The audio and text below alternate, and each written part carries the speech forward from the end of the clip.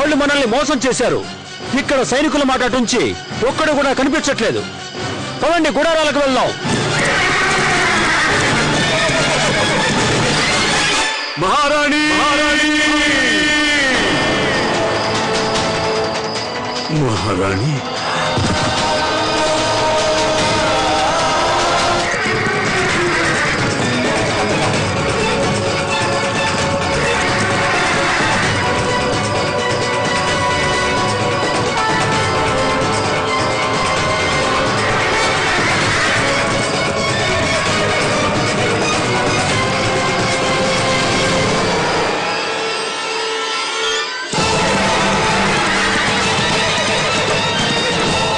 ఆ ముసుగు వేసుకున్న వాడెవడు?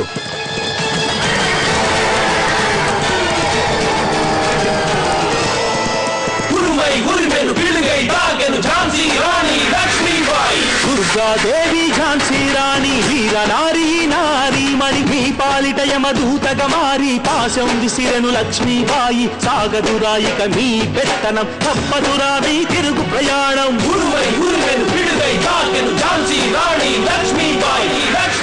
దేవుడా, ఇది ఆ లక్ష్మీబాయే.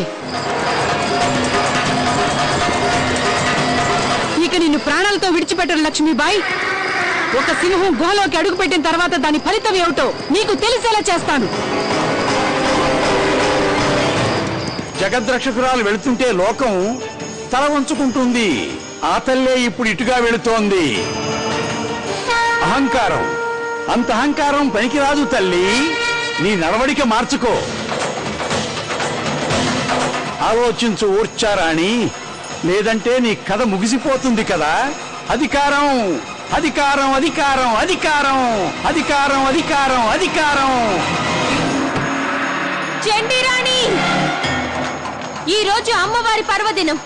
ఈ రోజు కూడా యుద్ధానికి దిగితే అది దైవ ద్రోహంతో సమానం.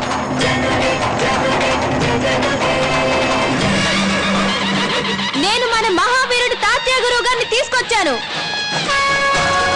లక్ష్మీబాయి మహారాణి గారికి. అమ్మా, బాబాయ్కి ఏమైందమ్మా?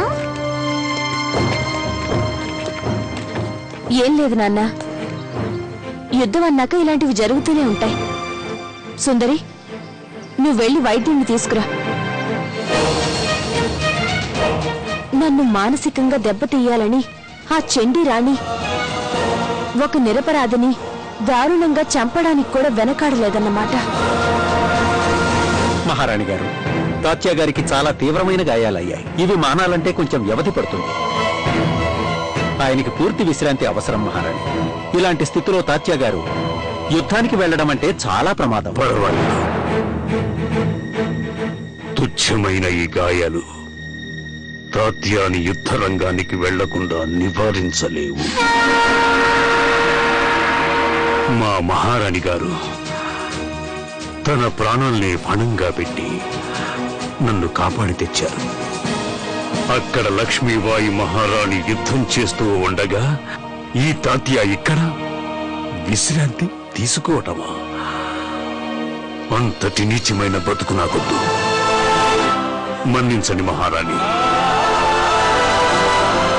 ఆ చండీరాణిని ఇకపై నేనే వేటాడాలి. ఆ తాత్య ఇక మౌనంగా ఉండే రకం కాదు. రేపు దెబ్బతిన్న బెబ్బులిలా మన మీద విరుచుకు పడతాడు. ఆ గౌస్ ఖాన్ తో పాటు బందీలందర్నీ విడిపించేసింది అంటే లక్ష్మీబాయి బలం మరింత పెరిగిందన్నమాట. వాళ్ళు చేయబోతున్న దాడిని మనం వ్యూహాత్మకంగా ఎదుర్కోవాల్సి ఉంటుంది. వసీం ఖాన్, ఓర్ఛాలో ఉన్న ఫిరంగులన్నింటినీ యుద్ధరంగానికి తెప్పించు. వాళ్ళ సైనికుల్ని తునాతునకలు చేసేద్దాం.